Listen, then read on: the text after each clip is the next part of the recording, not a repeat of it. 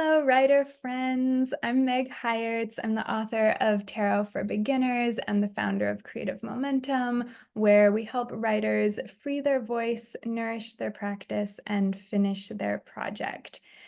And I'm really happy to be in conversation today with poet and multi-genre artist Chime Lama.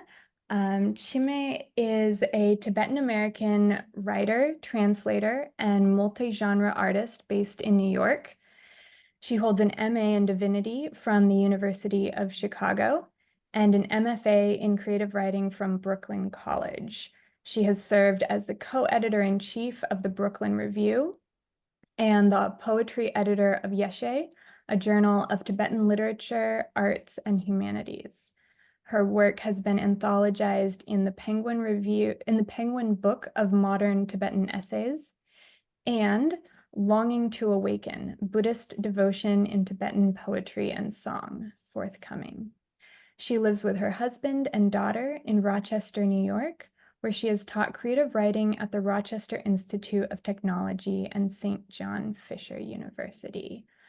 Chime and I were roommates in Bodh Gaya, India 15 years ago, and it means so much to me that you're here, Chime, and that we get to celebrate your new book. Sphinxlike. Thank you, Meg. I'm happy to be here. And thank you so much for inviting me. Would you please read us a couple poems? Sure thing. I think I'll begin with Crossetics. That's on page 57 of the book. And since it's a concrete poem, maybe I'll share screen.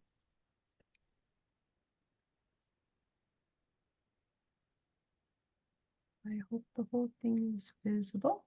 Okay. So it's got two recording tracks. So one I'll speak and one I'll play. So here goes.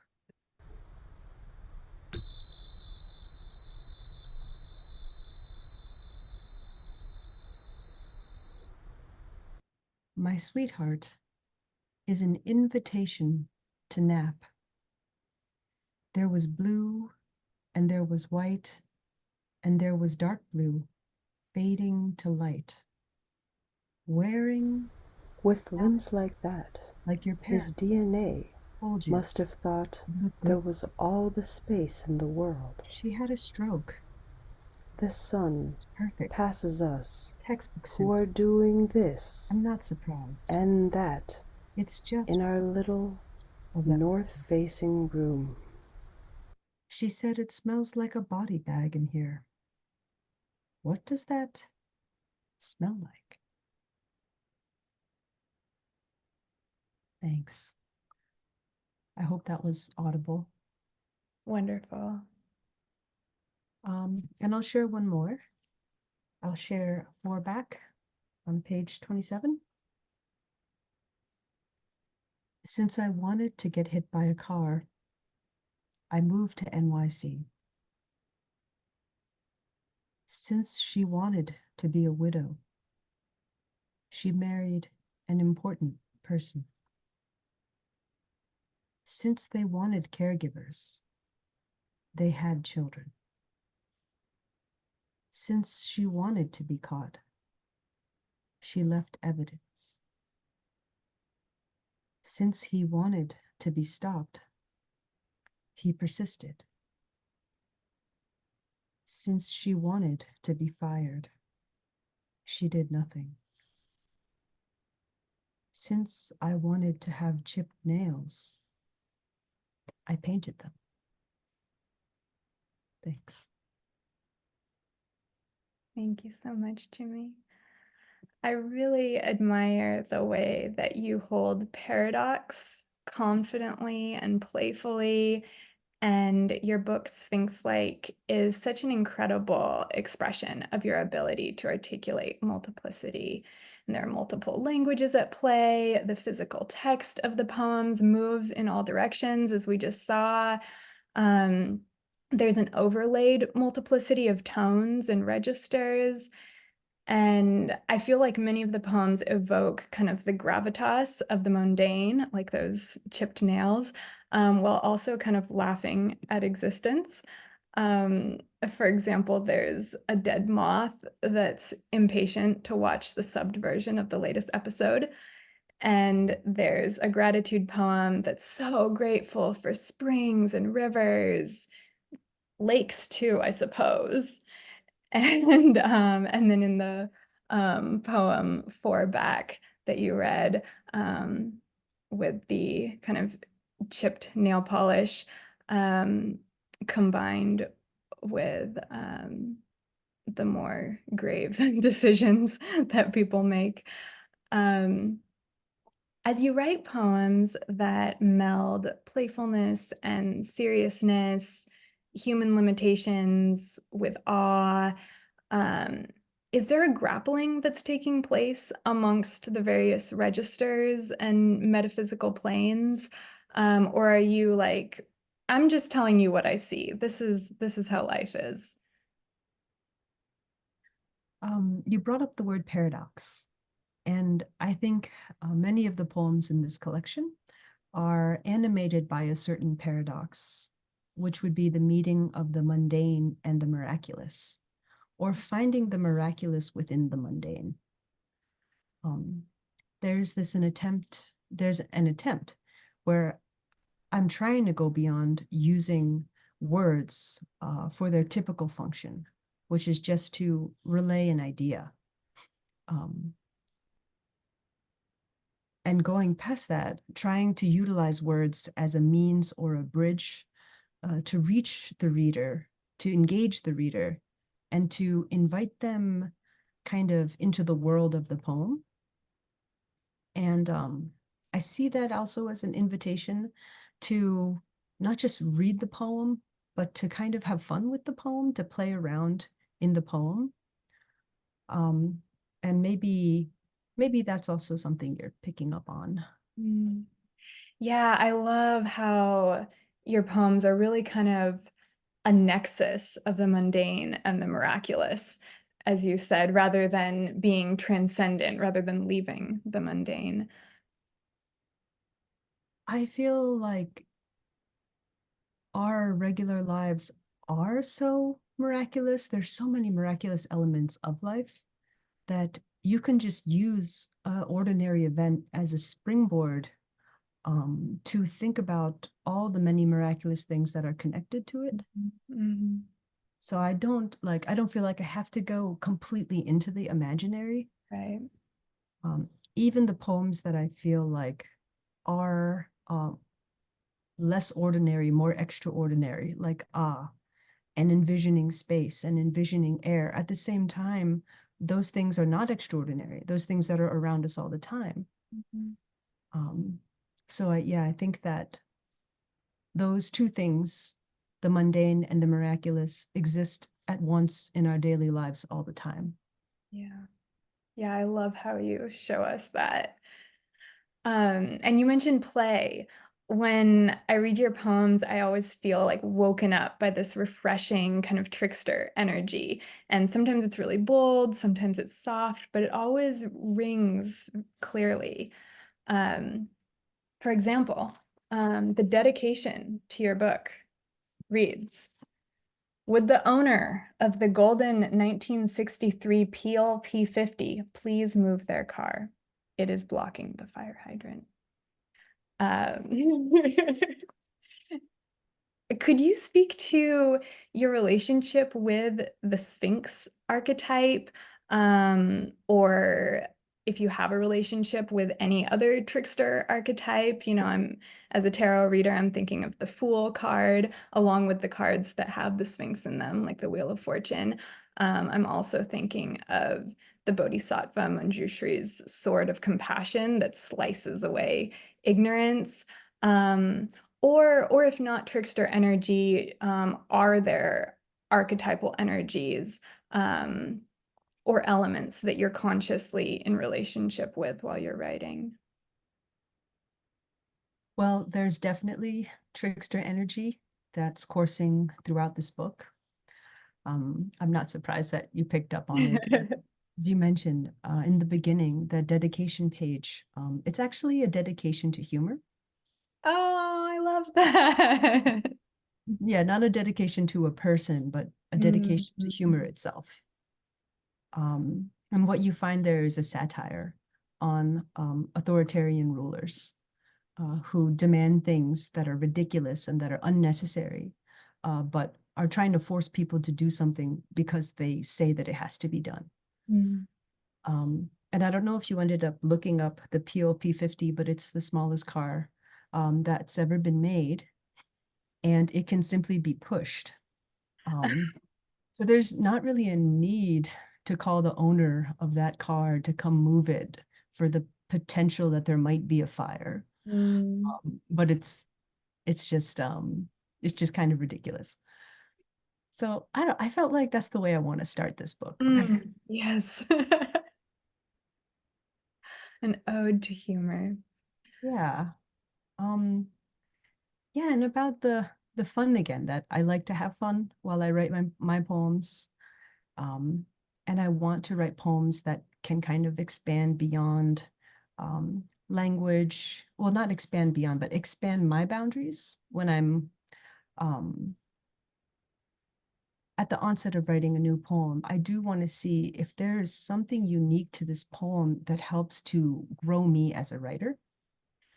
And so it's expanding beyond boundaries that I have at whatever moment that might be, with using language, with form, with scale, with technique, and with the way that I may be able to affect a reader. And I think that this type of aspiration drives me towards innovation, moving into unknown fields, being open to moving into more fields of expression, using poetry as a medium. And to me, I find that very enlivening. And likewise, I want my readers to have fun and have new experiences when they're reading my poems. And so I hope that's something that's resonating in the work. Definitely is. You mentioned Sphinx. Yeah. And it is, of course, called Sphinxlike. When I discovered this word and that this word existed, I was kind of shook, because I was like, that's like an idea that I always I want to encapsulate in one word. And I find a lot of times people are not familiar with this word, that they don't know that it exists as a word that you can find in the dictionary.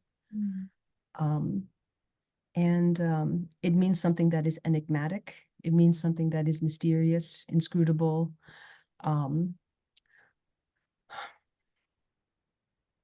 Just like the Sphinx, the way the Sphinx tells riddles, and the way that the Sphinx is not direct, and the way that there can be a message that is not visible on its face. And I like that idea. A message that's not visible on its face. Yeah. And I also want to invite writers who are watching to answer this question for yourself in the comments too, because I know many of you write as a spiritual practice, and so I'm curious what archetypes and energies you're calling in your writing in the moment. So Chime, when you and I were roommates, you always had a little notebook in your pocket, and you'd whip it out, write down a line, stick it back in your pocket. Is that still how you get down your ideas? Also, many poems in the book are dated to 2020. Did the pandemic or lockdown change your writing process at all? So I still take notes throughout the day and the night. Whenever an interesting idea hits me, I like to record it before it escapes or before I lose it in the ether. I'm sure many artists relate. But now I write my notes on my phone, like in the notes app of my phone. It's where I take most of my notes. And the notes, I think back then when we were roomies, I was mostly making music as my creative outlet. So most of my notes would go into lyrics. And now when I take notes, it's possible they could go into lyrics. I haven't been writing as many songs, but now they're usually put to use in poems or comics. I do some like comic art, illustrated narrative type of stuff. And Sphinxlike is also my MFA thesis. And so a lot of the poems were written during the program that happened to take place during the pandemic. And it also made for a unique MFA experience because it was partially in person and partially remote. Yeah, what a time to be doing your MFA. And a really weird time to be in New York City, like one of the weirdest times. Yeah, we'll have to talk more about that sometime.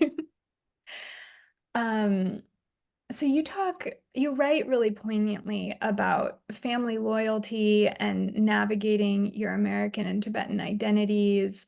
And I remember at one point you told me, I'm either going to be a rock star or a nun.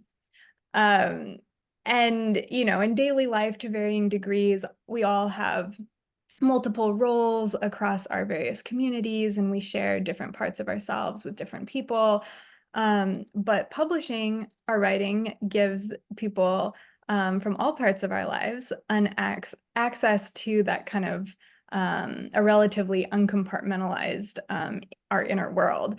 And this question comes up a lot at Creative Momentum, including for me, concerns about sharing too much about the people who are part of our story, concerns about how loved ones and communities will react to what we reveal of ourselves in our writing.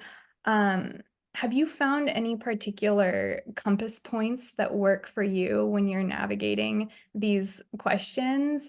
And do you find that process of being visible ultimately freeing, or is it fraught, or is it depressing, or is it clarifying? What is that visibility process for you? Well, in terms of sharing too much about other people in my writing, I try to consider how what I write about someone might affect them. For example, I might not feel good about directly criticizing friends or family members in my work. That being said, a lot of insights are gained through these relationships, and there may be something worth sharing within that. So I think that it's possible to find a way to share meaningful experiences and insights without criticizing or hurting others, without having to like name names. You can still work those meaningful experiences or insights that you garner into your work. It might be a little trickier. You might have to like do something, but here's the thing is that it's really up to each person to decide what they do want to share about themselves or what they want to share about others. I can only give you my perspective about how I feel in terms of myself, but everybody's different. And in terms of writing about my own self and my lived experiences as such, you might notice that I don't do it very often in this collection. I find that I tend to distance myself and my experiences from my poetry. And I find that there's a little bit of a relief in that. And again, I think deciding what and how much one wishes to share about themselves in their writing is totally individual. And it's up to the writer to determine their comfort level with that. I happen to be a writer who doesn't necessarily use like specific events to anchor their poetry very often. Yeah. The accumulation of those daily notes in the phone rather than one specific situation necessarily. Towards the end of the book, there's a heartbreaking poem about racism in literary institutions. Is there anything that you want to voice about that poem or that issue? And or when it comes to literary community, is there anything that you want to call into being on a personal or collective level?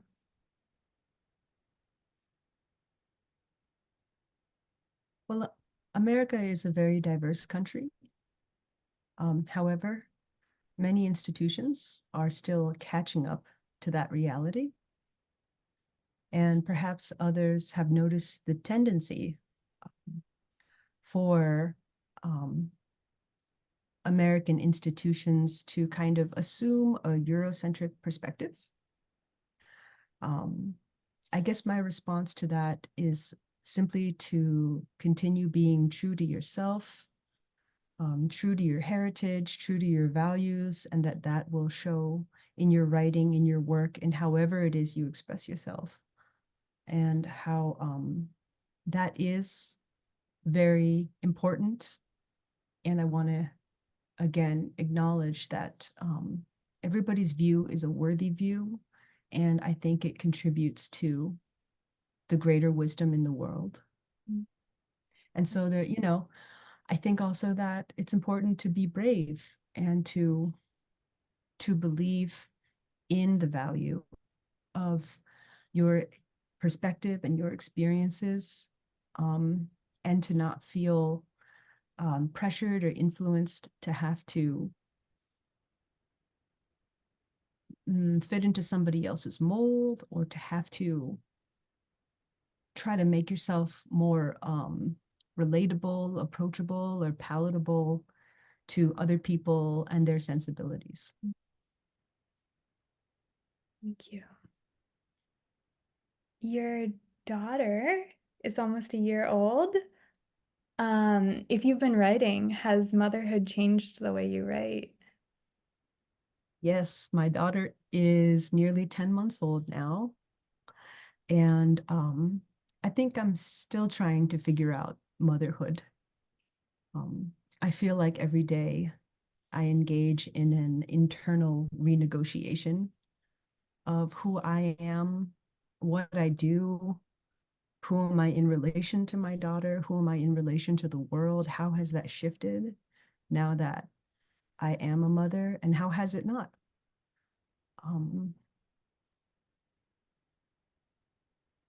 I think it's always changing a little bit, just as I'm changing. I think that the greatness of motherhood takes time to be fully digested and absorbed, if it ever is. Mm-hmm. It's a huge job. One could argue that it's one of the most important jobs in the world. And naturally, I have had to make a lot of room for this new job. And that entails making room for my child mentally, establishing that, for me, it's a girl, so establishing that my daughter is a new top priority, that she requires my care and my attention and my consideration when I'm making decisions. She also requires a lot of physical space. I've had to make room for her physically. She claims space within my household. She claims space all around me. She's on me. She's all over me. There's also like getting used to a whole new relationship with somebody else physically, and how their existence, if you choose to breastfeed, their existence relies on you and your body, and that they have to be in close contact with your body often. And then also there's making room for her in my day. So in terms of time, for me to understand that she will now and for many years from now take up a great deal of time in my days, in my life, and that is something that I want to give her. And that's something for every parent to decide on their own, how it is that they want to relate to their children. And so, therefore, practically speaking, I find that I'm not as available as I used to be to sit down and focus on my writing, to be able to get out my typewriter and all the other tools that I enjoy using, it's harder to manage those things and to keep her away from them. So I have to be much more intentional about allotting time for when I want to do creative writing, which is not necessarily a bad thing. It forces me to have um, to focus more and to really like get down to it. I don't have the luxury of being able to kind of like procrastinate or like not do it or decide I'm going to make a second cup of tea or something. She forces me to have to get those things done that I think are important. But also, I have a whole new topic to write about, which is motherhood. And for me, things that are motherhood adjacent, like marriage and family, and my new role as a member of a family that I am creating. I can't wait to read what you write about this period in your life. All right, would you like me to pull a tarot card for you? Yes. Yay! So I don't do predictions. My style is very conversational. Mostly just kind of the cards prompting you to voice to yourself what you need to hear. What are you, actually, before I ask for your question, let's ground. Let's just take a breath.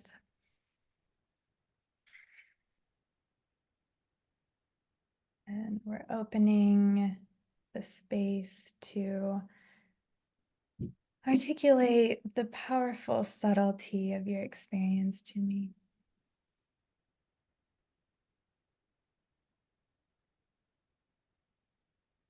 Thank you. All right. So what are you playing with in your writing in terms of craft or creative process that you'd like a little insight into? Well, funny you should ask. I've been working on a poetry collection about motherhood. And I've been kind of all the while I've been creating it, I've been on the fence about whether or not to share it, or how I want to share it, because I guess my worries might be that there may be a lot of material already about motherhood, and whether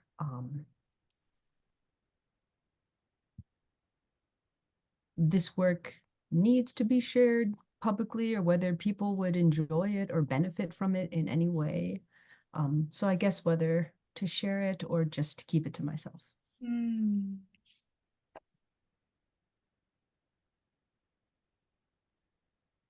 Right. Universe. What should Chime know about the kind of collective benefit? Okay, we got a jumping card. This is the 5 of Wands. And I think it's telling us that questioning itself is really fruitful territory. This is not a yes no card, or it's clearly of benefit, clearly not of benefit, which is not my personal opinion. But this is more like a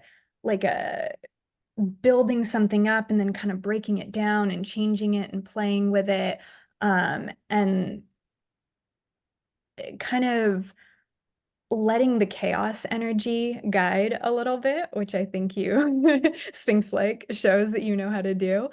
And also to kind of reflect on, like, so many poems could be born from this question of, how is what I have to say about motherhood relevant to the collective? And Well, my personal opinion is that yes, please share it. And there's only a few stories really in the world. It's the same stories told over and over about these really human topics that everyone can relate to. The card is really saying, have that fight with yourself, have that internal argument on the page. And those poems are gonna move you forward and maybe be that place, like you mentioned, that you like to challenge yourself in the poems. See if that's a challenge you want to take on in those poems. Thank you. You're That's very helpful. welcome. Thanks for letting me read for you. Of course. Would you please close us out with a meditation for our writer friends who are watching? Sure thing. Thank you. Here's something that I share with my creative writing students at the beginning of a semester, especially because sometimes people, when they're new to creative writing, they can be a little bit trepidatious. They can be not sure if they should think of themselves as creative writers. And so this is something I came up with to try to remove all of that mental doubt.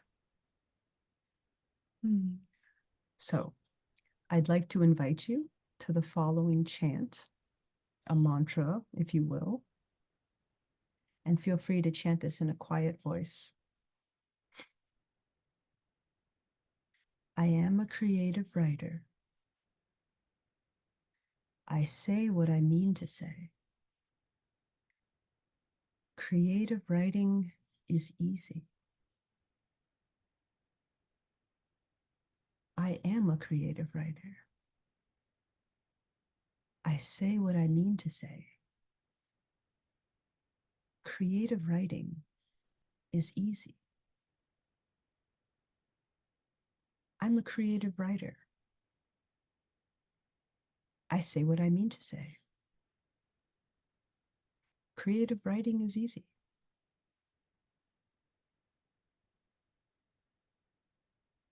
Thanks. And just one more thing about that, which is, why is it important to recite this to ourselves? And why do it 3 times? Well, I think it needs to sink in, and also because you have to dream it to believe it, and you have to believe it to become it. And so saying this chant can help us to get to that place.